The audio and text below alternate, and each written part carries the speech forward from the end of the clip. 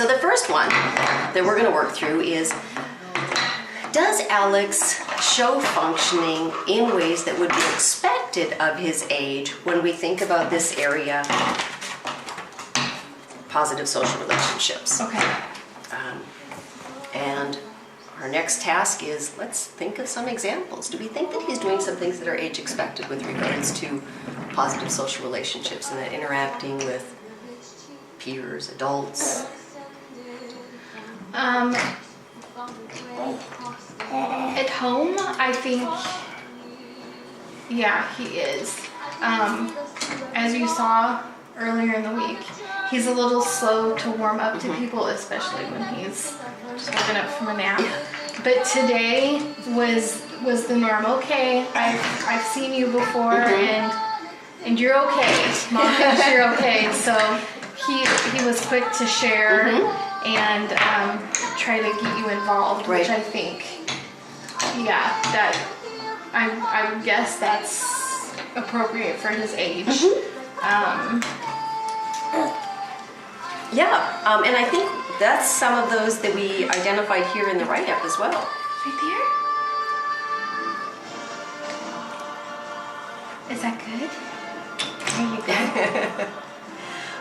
go. So yeah, there's that interest in other people, and I think about even last time when we were here, how that just amazing hug that he gives his brother when he comes home. I know. Clearly that connection, clearly that initiation of social interactions, going up to brother, I totally agree, spot on, that's age expected.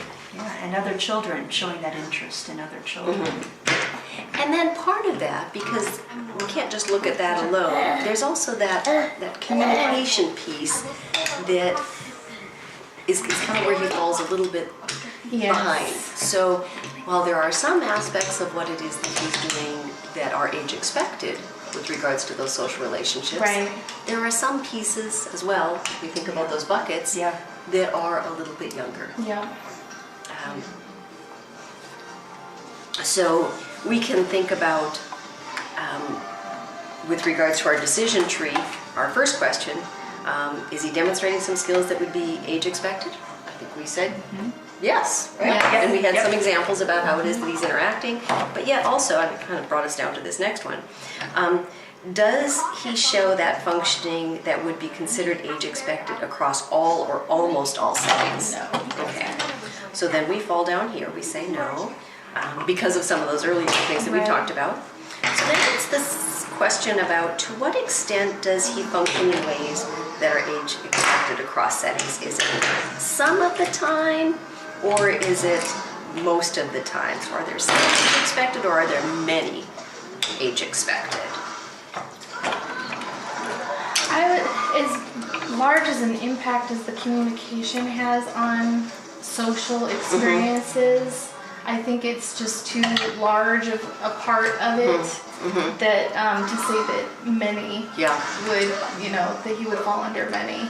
Yeah, and I think we have some examples here as well of things that are like that of a younger child. So an example that comes to mind is even the difficulty that he has when you go upstairs. So some of that attachment and separation, he's still showing like that of a younger child. Some. He does have some. So then that would put us here. here. And then the statement that we would add at the bottom of this paragraph would be that he uses some age expected functioning with more skills that come in just before age expected. Does that sound, when we think about positive social relationships? Yeah, I would think so. Okay. So we would say this is where he's at with regards to this one. Ultimately, we're going to be working towards moving on to this end of the continuum, but now we know where we're at. Right. And we've got great outcomes. You identified great outcomes to work on. That's certainly going to help him with that as well. Yeah. So are we all comfortable with that statement for this? I think so. Yeah.